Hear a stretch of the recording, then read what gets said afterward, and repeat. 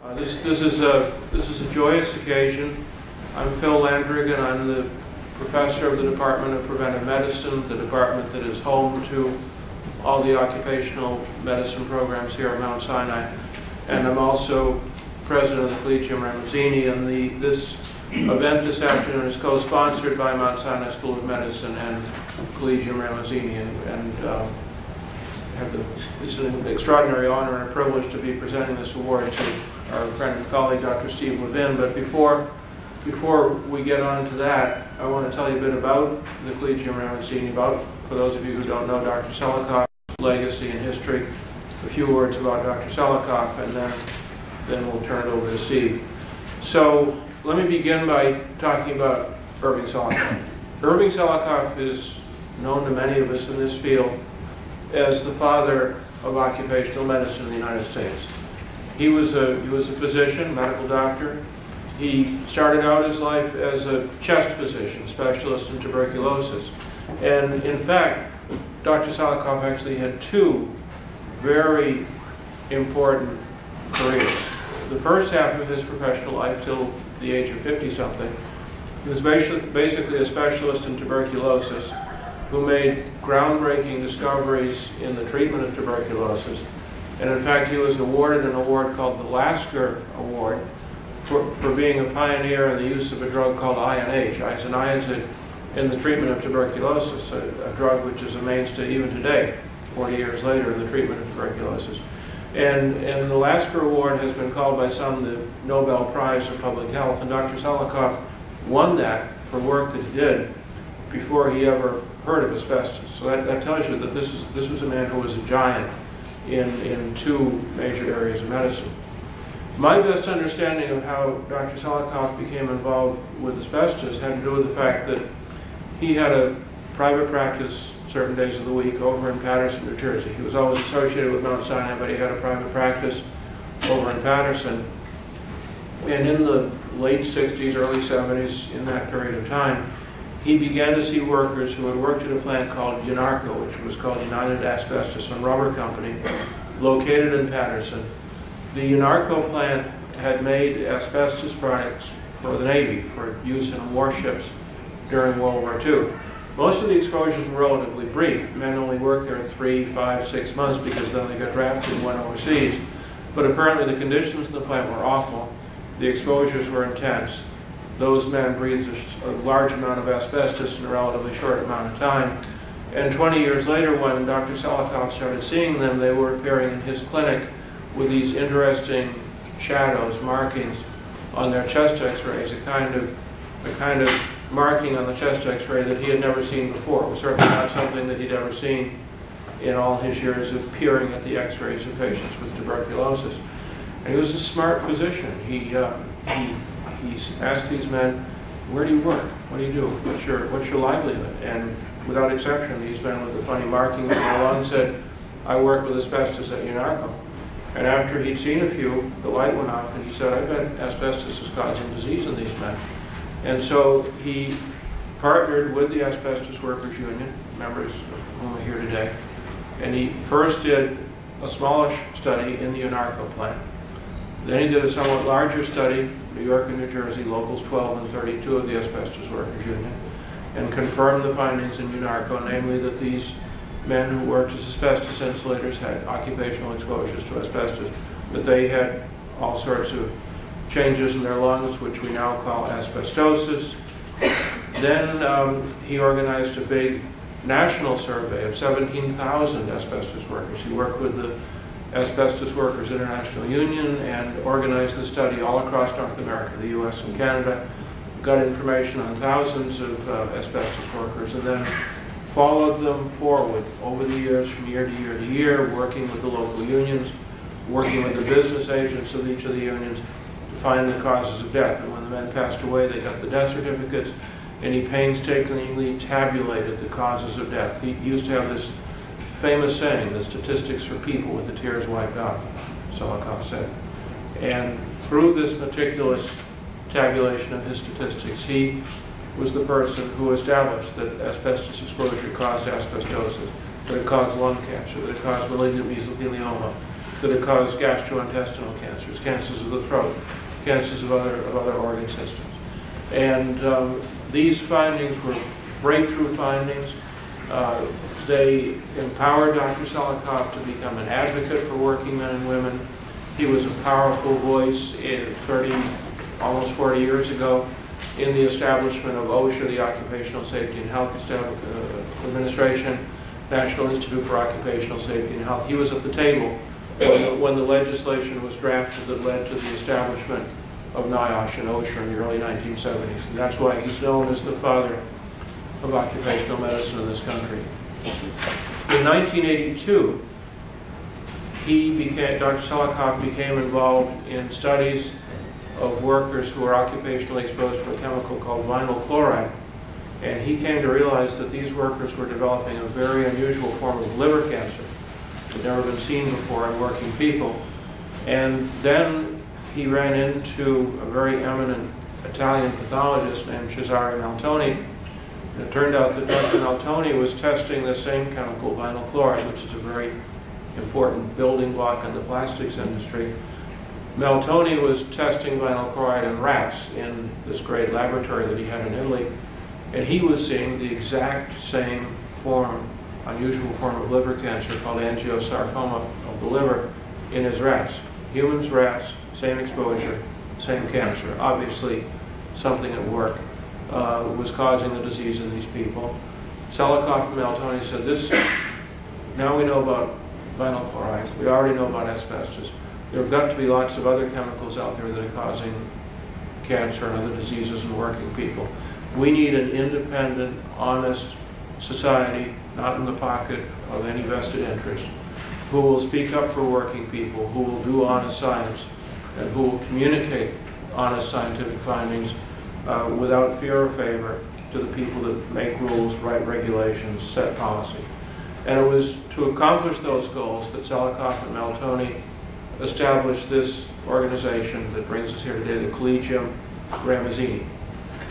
Selikoff was the father of occupational medicine in this country. Ramazzini was the father of occupational medicine around the world. He was an Italian professor who lived and worked in the early 1700s in northern Italy, around Bologna.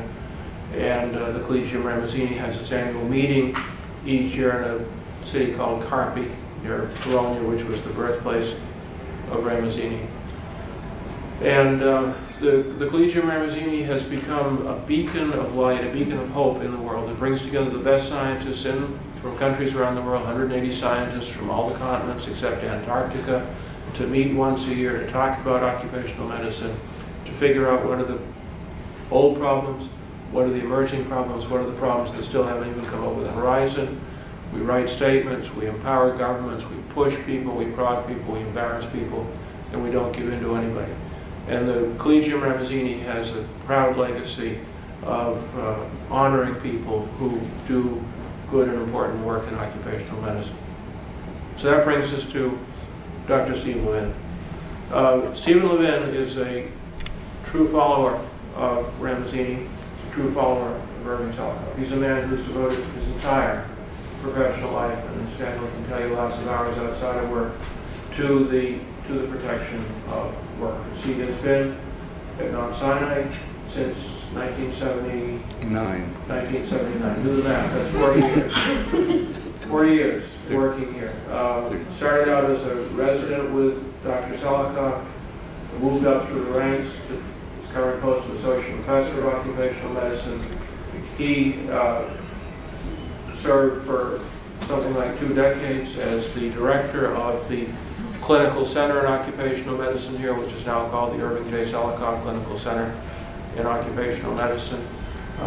He was the guiding spirit on September 12th, 2001, in pulling together a group of our doctors who said something terrible happened in New York yesterday, and one of the awful things that's going to happen as a consequence of the attacks on the World Trade Center is that workers are going to get sick. We already knew that people had died acutely, but he had the foresight to understand that in addition to the tragedy of those 3,000 acute deaths, that there were also going to be people who inhaled the dust and the smoke and the fumes and all the other material that was thrown into the air down there at Ground Zero, And he understood that there was going to be sickness of all sorts in the people that swallowed that stuff and in the people who experienced the psychological horror of those days, weeks and months after 9/11. And so just a day after the attacks on the World Trade Center, Steve Levin pulled together a group of our doctors, and they planned the strategy for what's now developed into the World Trade Center Medical and Monitoring and Treatment Program supported by NIOSH.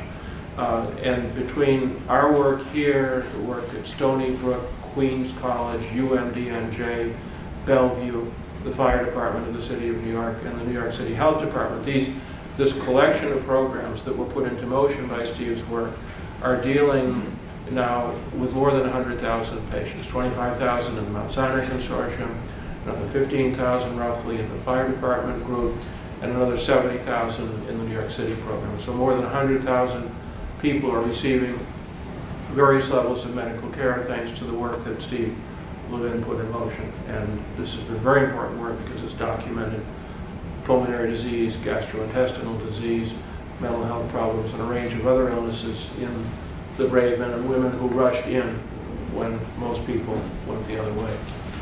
So it's an enormous honor to recognize Steve this afternoon. He's a person who's contributed to scholarship. He's the author of dozens of papers in the medical literature that have described in careful detail the impacts of toxic chemicals on people's health. He's a teacher and a mentor who for years and years ran our residency program in occupational medicine, training the next generation of occupational doctors.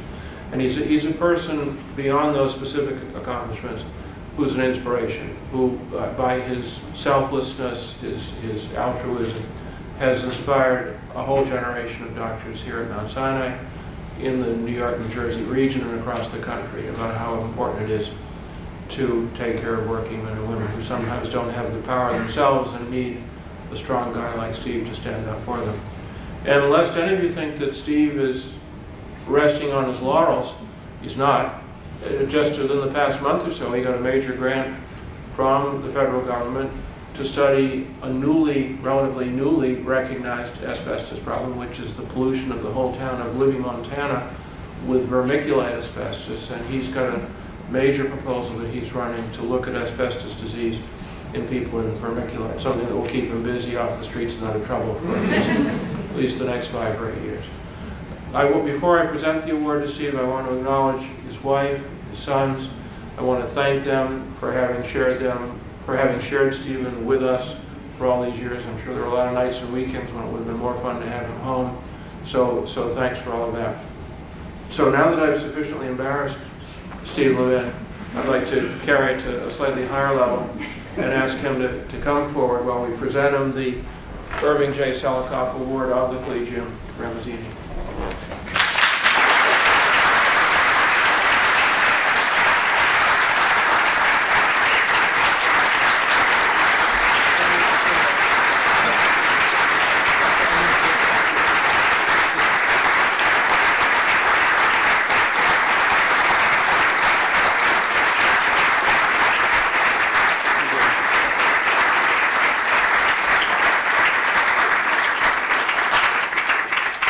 Please sit down. I'm going to rest on my laurels because I've got a bad back and I'm not going to be able to stand to talk. Thanks very much for coming, and I surely thank Phil and Myron Melman and the Collegium Ramazzini for this award. And I'll tell you the truth, I have a hard time believing that I deserve it. What Phil said about me was excruciating. But there are so many scientists and activists in the United States, throughout the world, both Collegium members and non-members, who have done so much to protect workers and communities from toxic exposures and environmental hazards, that the work that I've done seems to me to pale by comparison, but that doesn't mean I'm not grateful for the award. And I take it as a tribute to the work that our group here at Mount Sinai has done. That it's not so much something that I've done individually, but something that we've been able to do, you know, really following in the legacy of Dr. Selikoff that Phil just described. And surely, my having come to Sinai in '79 led me down a path that enabled me to work with so many wonderful colleagues and friends in doing what we all tried to do, which was figure out how to approach hazards in the workplace and communities from a public health perspective, that I feel really lucky. And I also have some thanks to give to my wife, Robin, who supports me in what I do out of a genuine feeling for the importance of our work, and who tries to counterbalance the chaos of my working life with creating a real family for me. And I want to thank my children, two of whom are here, as far as I can see, Jonathan and Joe. My other son, David, couldn't be here, and my daughter, Kate, who's in Ann Arbor in graduate school, couldn't be here. And I want to say that I'm extremely lucky in my choice of children. They're all terrific. And I can't tell you how important that is, that your kids aren't driving you crazy when you're working 14 hours a day, maybe 6 to 7 days a week, trying to set up a World Trade Center medical program. Right?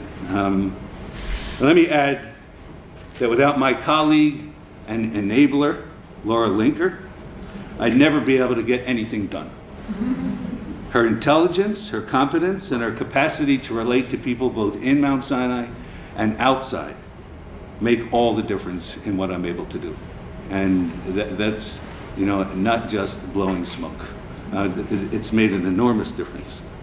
And actually, I consider myself lucky in many ways, and especially in the work I've gotten to do.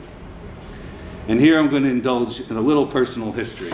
And you don't have a choice, don't walk out as I'm talking. Except for certain chance events, and I really mean this honestly about being lucky, the past 30 years for me would have looked very different. My blue-collar parents had the standard aspiration for me at the time of the late 50s, quoting my father, make $1 million and then maybe go save the world. There was a corollary that went with that, and that was it's easier to fall in love, it's just as easy to fall in love with a rich girl as a poor girl. Right? Those were the dominant themes in the household, because our household didn't have very much money. Now, the part about making a lot of money is the way I saw myself and how I wanted to use what I had learned medically. So I went from being this aspiring cardiovascular surgeon to a family practitioner in Pottstown, Pennsylvania, a semi-rural factory town in the early 1970s. I had long hair and a big fat beard, right? And some desire to use my medical skills to take care of workers and farmers in that setting. I wanted to somehow become a part of the political and social life of that community. And that's where I first saw Dr. Selikoff's picture in 1974. And Phil was just talking about the work that Sinai was beginning to do about vinyl chloride monomer. Because in this town, there was a PVC polymerization plant where the monomer was hooked up into the PVC plastic.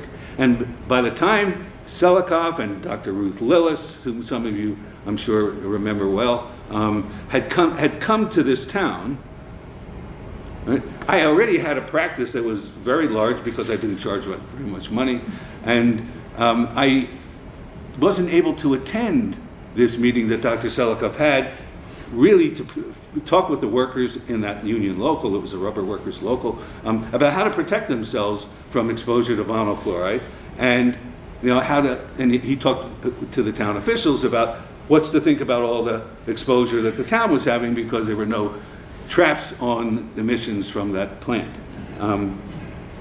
Now, the relationship between vinyl chloride monomer and this angiosarcoma of the liver had just been discovered within the past year or two by John Creech in Lexington, Kentucky. He found 4 cases of people who worked in a PVC polymerization plant. And this is a rare cancer of the liver. It's not even the most common type of liver cancer. So it was quite striking that these 4 workers had developed this. He published this paper, and a number of people focused a lot on this because there was a lot of PVC being made in the United States.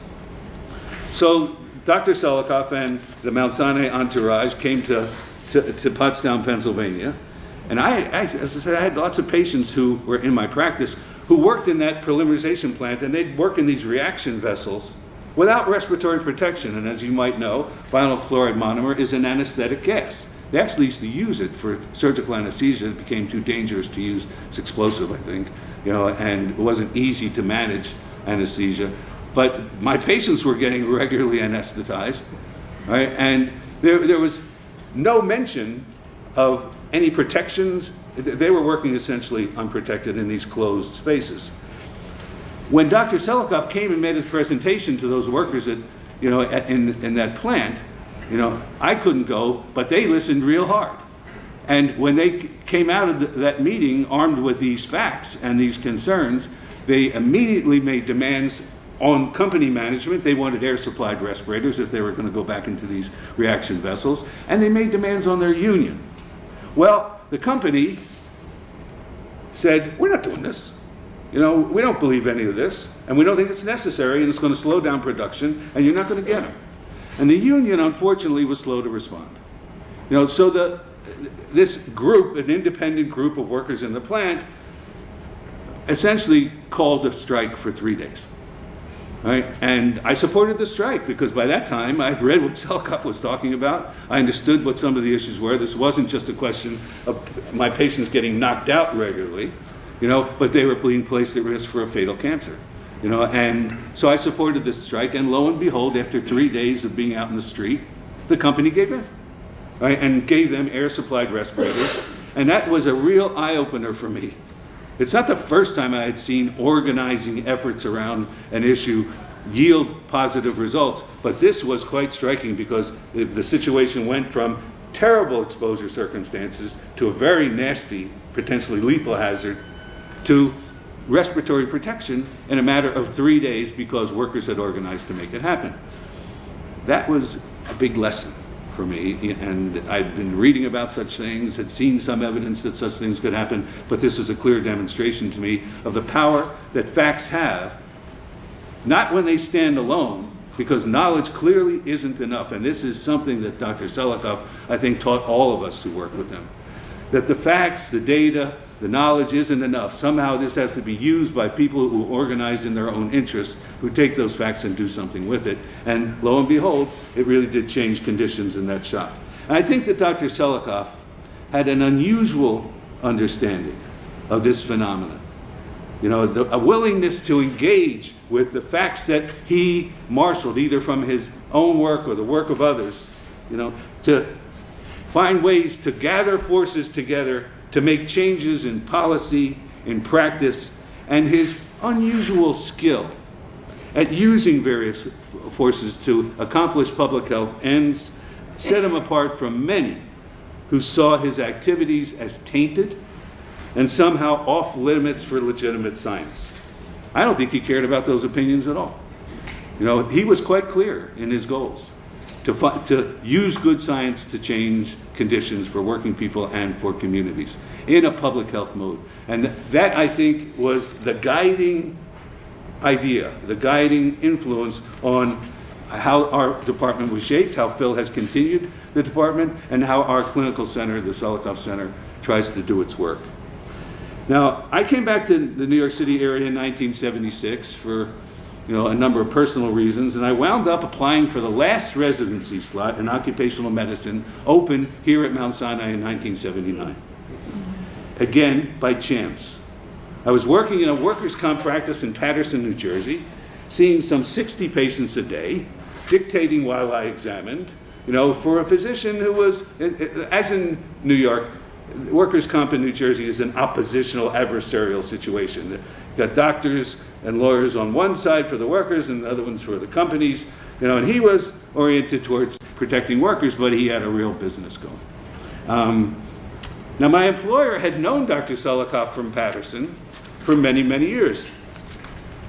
And he said to me, why don't you go take specialty training in occupational medicine at Mount Sinai? Because he thought that he could charge more for my services if I was board certified. Right? I had no illusions about what was going on. Now, I didn't know that there was such a specialty as occupational medicine at the time. I had no idea that there were boards, etc. And I knew nothing about the program at Mount Sinai, and somehow or other I had long forgotten Selikoff's visit to Pottstown, Pennsylvania. This was associated with Mount Sinai. But the idea appealed to me enormously, to get out of that practice and get back into academic medicine and learn some things, maybe even teach something, was enormously appealing. So I applied. And I want to just describe the day of that interview because I think it's instructional. The day of that interview started really bizarrely. You know, I was sitting alone in Dr. Selikoff's office, the one that Phil came to use after, when we were in the basic science building. And I was sitting alone at the table. The room was empty, right? And as I was sitting there, I heard very loud voices in argument approaching the room. And in walked Dr. Lillis and one of her associates, screaming at each other about the right way to analyze the data she wanted analyzed.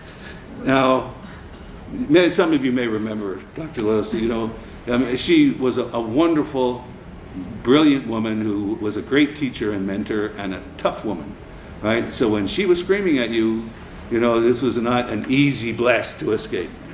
They stood in the room, totally ignoring me, you know, and yelling at each other for a good 5 minutes, and then walked out of the room, continuing the screaming down the hall. I figured I was being part of a stress interview.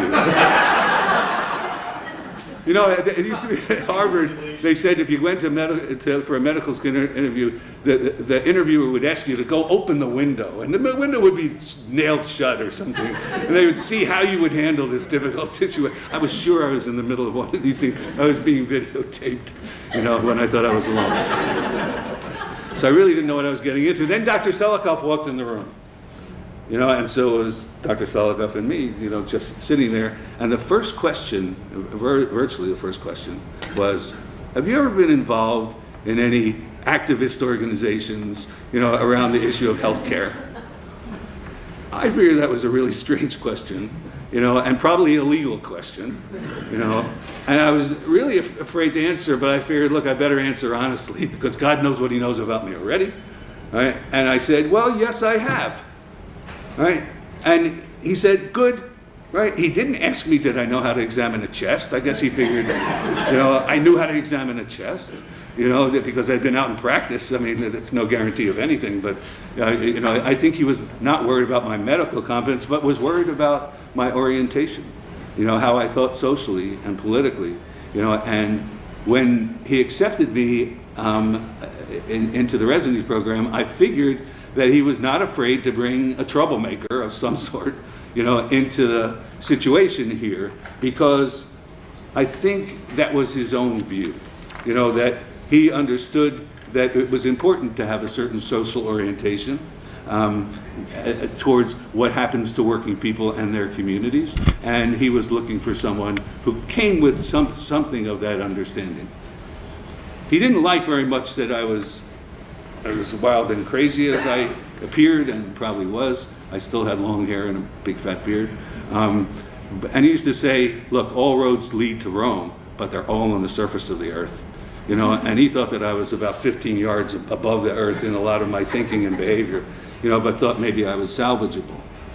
You know, so I think having gotten that last slot, you know, that last residency position was an extremely good example of being lucky. You know, I've been here at Sinai ever since. I no longer am able to describe myself as a medical vagabond, which I used to accurately. And this has really been a lucky turn of events for me. Let me talk a little bit about Selikoff. And Phil alluded to a number of the things that I'm going to describe, because I think it's important to understand, you know, what that legacy was and his approach to work, that he espoused both in words as well in his day-to-day practice of what he did, and it couldn't help but influence everybody who was around him. First of all, there was his remarkable intelligence. And that's not something that anybody can inherit as a legacy, right? He had what you could call an unusual synthetic intelligence. And by the word in synthetic, I don't mean artificial, but something that could grab ideas and new thinking from many areas and many fields and bring them together, synthesize them in ways that enable him to pose questions scientific questions that were answerable with these new developments in many broad fields, whether it was basic science, cellular level science, epidemiology, toxicology. His ability to understand things broadly, I think, was most unusual and really influenced, the way he approached work and set a model for anybody who worked with him. Phil mentioned that before he ever got near this asbestos issue, he had already helped develop isoniazid, the treatment for tuberculosis. He wasn't alone in this work, he worked with others. But he had some of the original ideas and helped to develop this medication. He even took it before, I think, it had been tested for safety in animals, just to make sure that it was going to be okay. That was sort of part of his ethos, how he approached the world. And he did this, as I said before, he saw those men in his chest clinic in Patterson, who came from really three sources. There was the Unarco plant, there were the Manville workers who also used his chest clinic, and there were the asbestos workers, the pipe coverers. And he saw these strange looking x-rays and did figure out that this was asbestos related, right? And that launched him in an investigation that fit with his history and training as a chest physician and his desire to really influence what happened to working people. I'll give you one other reflection of his unusual intelligence. He was better than anybody I ever knew at falling asleep during a seminar or lecture and waking up and asking an intelligent question. If you don't think that's an important academic skill, then you don't understand the politics of academia. Now there was his absolute insistence on working on important problems. He would not waste time thinking about investing real time in problems that he did not think had public health importance, or where he thought the results of the research, of the work that he and the group would do, would really influence our understanding, either at a basic level or a public health level, so that things could change for people. That unity between doing science and finding ways to directly affect conditions for working people in their communities was something that ran deep in him and influenced all of us who worked with him. It's not that he didn't appreciate basic science, just as many people can. There's a certain beauty in scientific discovery that almost stands by itself. It's almost an aesthetic thing. But he never sat with that, enjoying the science.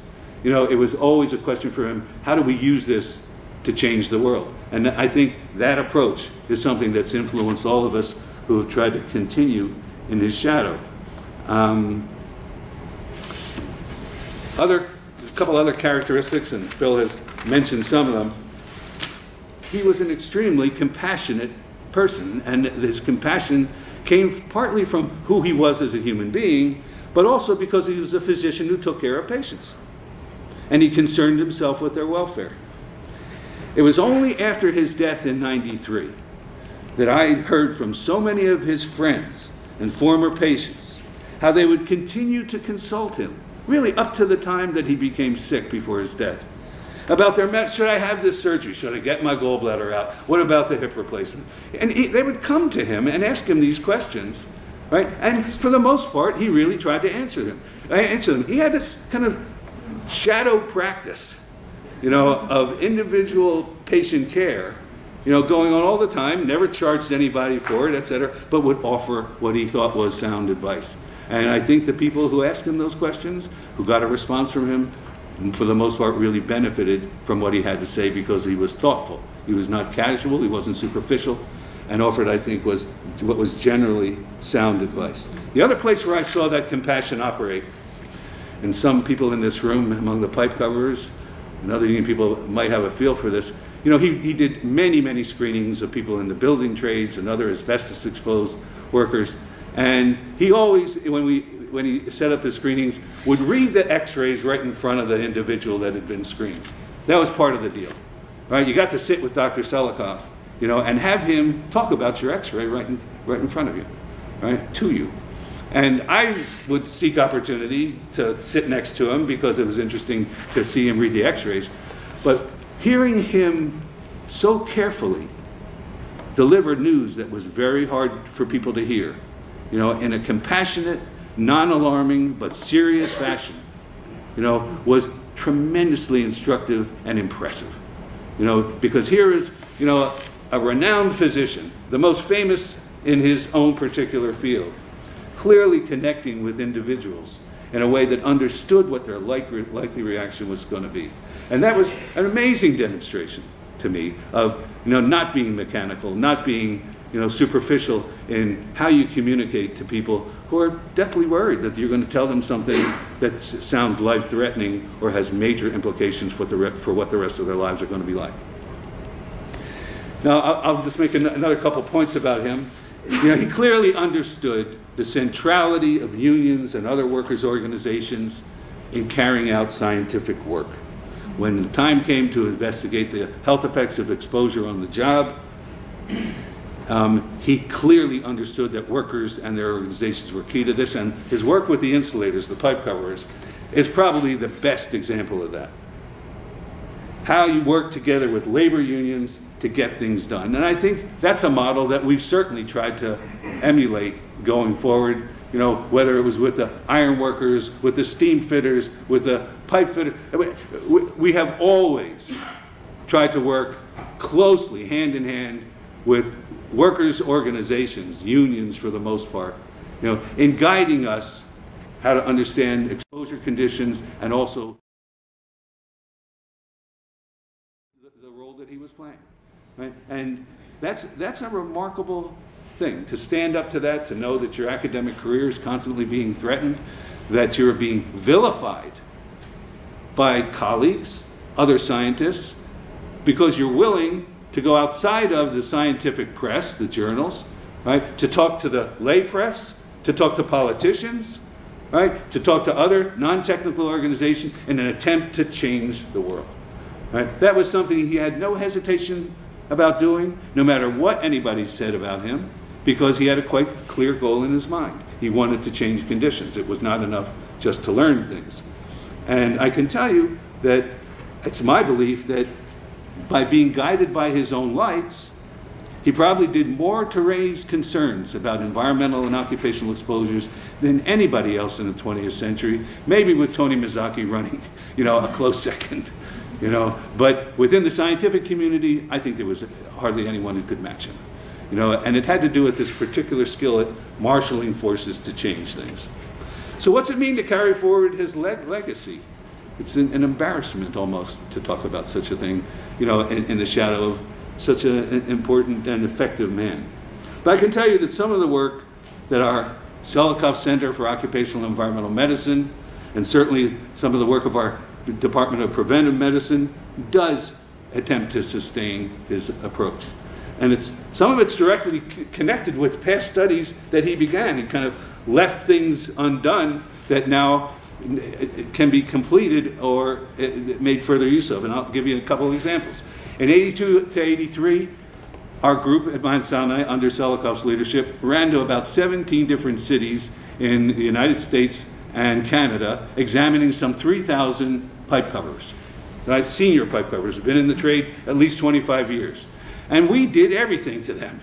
We took histories, we examined them head to toe, we took all kinds of specimens, fingernail clippings and fat specimens and blood. And one of the things that Dr. Selikoff did was, in virtually every study he could control, was if you got these people in the room, do everything you can to them. Who knows what you're going to be able to use later on? Science, is a dynamic arena, and maybe 20 years from now they're going to be able to use what we're collecting now, even if we don't know what to do with it now besides freezing. Right? And that's essentially his approach. And in fact, lo and behold, it turns out to be true, because he took blood specimens from those 3,000 pipe coverers and from many of their spouses, and in the ensuing 25 years, right, we kept those specimens, for the most part, frozen. Right? This was a real exercise in freezer management. Right? There was also an exercise in freezer location. The actual freezers were shipped from one part of the hospital to another. For a period of time, we didn't know where they were.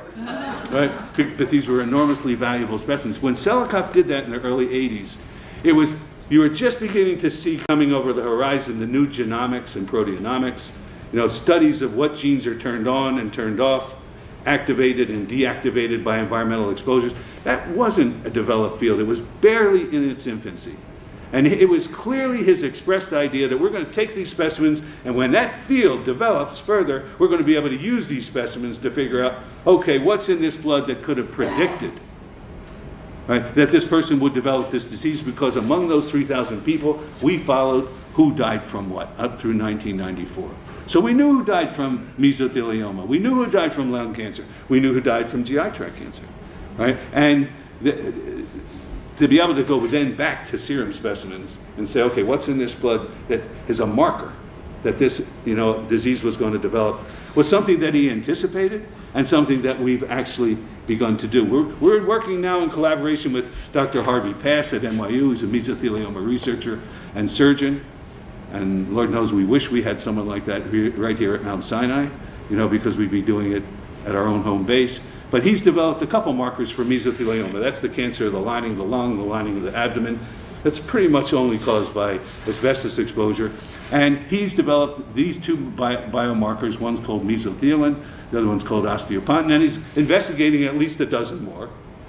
And what's possible, and what we use these serum specimens for once we found the freezers, is to look in these specimens to see how high these levels went of these markers. How much before the disease was diagnosed did the marker rise? And we're doing this in what they call cross-sectional basis, because we only had one blood sample from each of these individuals, right? But we learned a great deal from using these specimens that Selikoff saved in '82 in order to do this later work. The reason why it's important is because maybe 10 years ago, the diagnosis of mesothelioma was a virtual death sentence. Average length of life, 13 months after diagnosis. We're now getting 5-year survivals. Does that really mean cure? We're not sure. But to live 5 years after diagnosis as opposed to 13 months is not a small matter, right? And it has everything to do with how early the disease is detected. If you wait until it shows itself clinically, you're pretty much already out of the range of possibility of doing much about it. These biomarkers may be tools for early detection, and we're going to set up, we hope within the next year, early cancer detection programs for the insulators as well as for other trades that are exposed to asbestos, because they have high risk of dying from these asbestos-related cancers. Now, you'd have to say that Selikoff was pretty prescient, when he pulled these specimens and decided to store them. And we're still harvesting the results of his forethought, back then. Now, in another area of work, that same group of insulators, that 3,000, are going to be exploited, if you want to call it that, to try to figure out whether, in fact, asbestos exposure does cause GI tract cancer. As Phil pointed out, the big study of the 17,800 insulators and their death experience showed significant increases in GI tract cancer. But recently, the International Agency for Research on Cancer said, look, the evidence is too equivocal for us to say it's so, right? And we need better evidence to say persuasively that, yeah, GI tract cancer, colon cancer in particular, is a result of asbestos exposure. So what we're going to be doing, and we had updated the mortality experience, the death experience through '94. We're going to be updating this. Phil's going to be doing this with some epidemiologists from Italy who are interested in this question. And it may be that the updating of this death experience for this group of insulators will help answer the question, and push the weight of evidence enough so that, in fact, it will be declared that GI tract cancer is related to asbestos exposure. That's not a trivial question. Colon cancer is the second most common cause of death, in both men and women from cancer, right? And the issues of early detection and whether programs will be put in place that are related to ones having worked with asbestos, and compensation if you develop that disease, both hinge on that relationships being established. So this is another thing, so just taking advantage of things left behind by Selikoff to use for other purpose.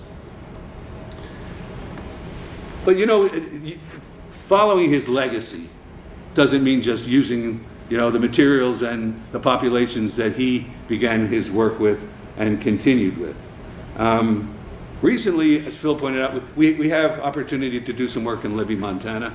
I'm not going to go into a lot of detail about that, but I can tell you this. This is a town that's been heavily dusted with asbestos by the operation of a mine, a vermiculite mine. Vermiculite's the stuff that they use in attic insulation and in as a soil conditioner to make it aerated.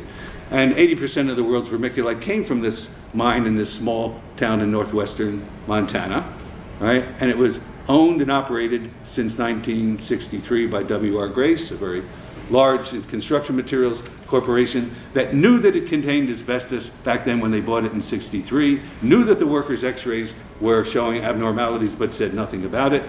They actually gave the tailings from the mine, which are up to 26% by weight asbestos, to the school to build a running track, to the town to build bedding for the playgrounds, you know, and freely available to anyone who wanted to cart, you know, a bunch in their pickup truck for use in their home for insulation or for in their gardens. The town is so badly contaminated, it's the #1 Superfund site in the United States right now. There are hundreds of deaths that have occurred from lung cancer and mesothelioma and asbestosis. It's the highest asbestosis death rate in the United States as a result of the exposures that went on, which could have been totally avoided because management knew. Now, you may or may not have heard that recently management was indicted on criminal trial, you know, for having done this. But the charges against the management executives were crafted in such a way so that only their activities after the mine closed in 1990 could be brought into trial for technical reasons that were rejected by an appeals court, but the appeals court's decision wasn't binding. So here you had the mix of things that Dr. Selikoff would have, I think, really gotten enthusiastic about. Number one, you had a terrible company. And that, if you think that what W.R. Grace did is unusual, you know, the history of asbestos companies in the United States pretty much replicate this over and over again. You know, knowing that the material could cause harm, saying nothing about it because profit share, market share would have been, you know, affected by it. But there's another thing going on in Libby that makes it very interesting and would have been something that would have provoked, I think, Dr. Selikoff's interest. And that is that the disease is different from what we see among our construction workers, our insulators and pipe fitters, etc. This disease moves very fast. You know, among our asbestos workers who are very heavily exposed, you know, the disease proceeds, it progresses, you know, slowly but surely, and can be very disabling ultimately, no question. And in Libby, Montana, you see the disease go from minimal to tremendous amount of pleural thickening, scarring of the lining of the lung in 3-4 years, with tremendous consequence on lung function. There are many people running around that town with oxygen concentrators, right? Not because the doc there, who's a remarkable and heroic person, Dr. Brad Black, you know, not because he likes giving out oxygen. He gets the scientific studies, the clinical studies that show these people desaturate when they exercise. They lose their oxygen saturation. At night, they lose their oxygen saturation. And he's giving them oxygen as a way to help carry them through so that they can walk down the street without being so short of breath that they have to stop. Right? And that disease behaves differently. It has one of the highest rates of mesothelioma and lung cancer in the United States. And I wound up being invited there. I'd written, you know, look, Mount Sinai is famous for its work in asbestos-related disease. Anybody, you know, who thinks about asbestos-related problems is going to think about Mount Sinai exactly because of Dr. Selikoff. But I'd written this review in the American Journal of Industrial Medicine on how do you evaluate a worker for asbestos-related disease. Somebody in the community got hold of it, you know, and called me, would I come be involved in this? And then the EPA called, and when I learned about what was going on in that town, it was impossible to resist. And so Laura, right, and Jaime Zainab, and I, and now Ken Spade, we all are going to be involved in this grant to evaluate the particular nature of the disease there, right, because it's different. And when there are differences in the way the disease behaves clinically, that means sometimes there's a difference in mechanism. You know, we still don't understand how asbestos causes scarring. We still don't understand how it causes cancer. We know that it does, right? But the mechanism at the cellular level is not understood. You get differences in the way the disease presents, the course of disease. Sometimes in those differences you can find out what's going on here at a mechanism level. And the mechanism is important because sometimes that leads to interventions, because we don't know how to stop the process of scarring, and we don't know how to stop, you know, the process of cancer causation. Right? We only know how to maybe try to find it early enough to treat it. And Libby is at least a place where we may be able to look at some of those questions. I better shut up in a minute. Let me just finish by saying this. Our work on the World Trade Center, I think, would have made Dr. Selikoff very proud. You know, I think by the time that terrible disaster occurred, you know, our clinical center and the statewide network, you know, of occupational medicine clinics, you know, which really in part was the responsibility, you know, of NICOSH, New York Committee for Occupational Safety and Health, Tony Mazzocchi, and a bunch of unions and some health professionals who got together one day in a brown bag breakfast and said, you know, we got a lot of occupational disease in New York State, what are we going to do about it? There were a lot of discussions about, you know, sending vans to factory gates, et cetera. But the one really important thing that came out of it as an immediate consequence was that Phil Landrigan and Steve Markowitz did a study of occupational disease burden in New York State, and that was taken by labor, right, to the state legislature, and a certain amount of demands were made on the basis of that report. So we need a network of clinics that don't belong to either the employers or anybody else, right, but they can act in a public health mode, right? That was something that clearly Dr. Selikoff, you know, deeply approved of. He lived to see that develop and grow, right? And its public health orientation was something very much influenced by him. You know, he used to say to me, be careful, you're going to drown in clinical work, right? In other words, don't just see patients all the time. You know, that made sense to me too.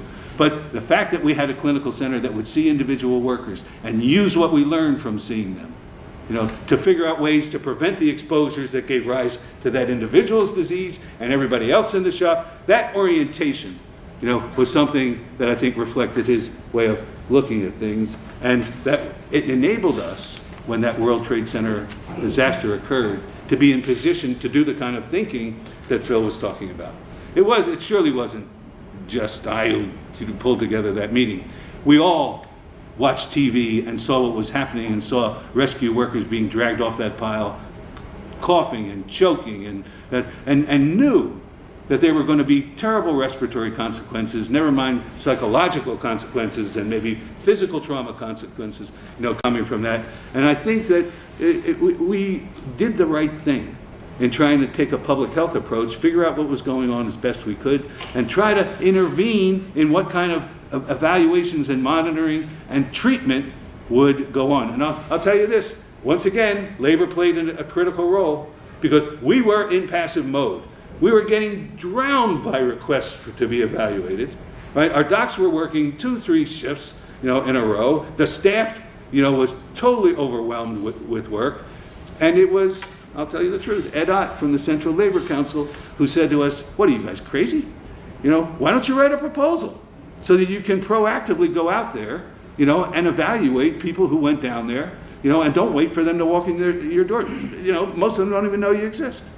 Right? And it was labor that took the proposal that we wrote, and it was a we that wrote it, right? And in fact secured the kind of resources that made the World Trade Center programs possible. That meant being part of the public health infrastructure, and that's, I think, you know, a reflection of the way Selikoff looked at the world. One thing I'm doing these days that I'm sure Selikoff would deeply disapprove of is that I've been asked to be interim medical director of the workers' comp system in New York, which I think he would say, what are you doing there? You know, this is an impossible political morass, and there are some friends and colleagues in the room who are part of that process with me. And in fact, it's been an enormously satisfying, if difficult, arena of things to do. I'm trying to do it with about 1/3 of my time, even though the Workers' Comp Board doesn't understand that.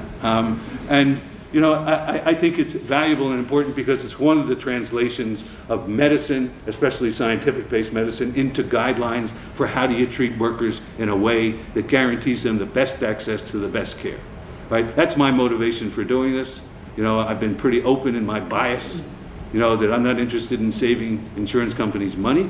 You know, if it happens, I don't mind, you know, but the real issue is how do you make sure that workers get the right treatment for what's happened to them, since most people in this country and world have to work for a living to maintain some kind of livable standard of life. I could cite lots of examples. you know, of our work that follow, I think, in Selikoff's tradition and use his approach. But I think I should stop talking now. And let me just express my gratitude for this award, you know, but maybe even more for the opportunity to do the work. It's been and continues to be so satisfying to me. And for the opportunity to work with so many good people, you know, people who are progressive-minded, you know, who themselves want to change the face of the public health and the conditions that working people and their communities face. And I get paid for it. What an astonishing thing. Nothing, it seems to me, could be luckier than that. And I thank you very much for coming and sharing this event with me. Thanks.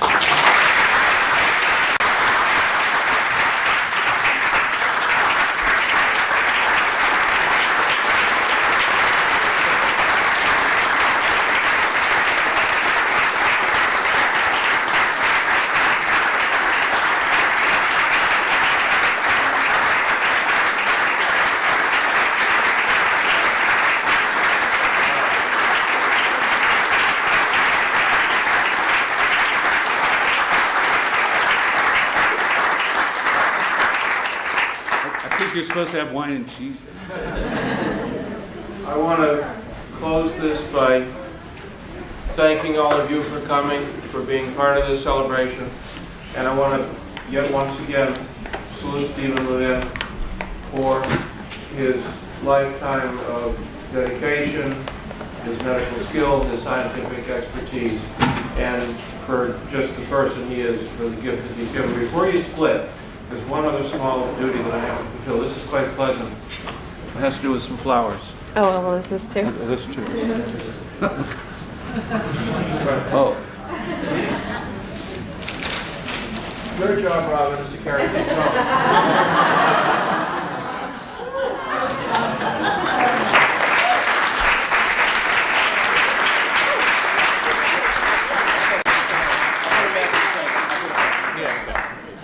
Got one strapping son over here. So I invite you, you saw it as you were coming in, there's wine, there's cheese outside, immediately outside the door. Just come on out, it's a chance to visit with Steve, catch up with each other, and again, thank you all for coming. Stephen, thank you.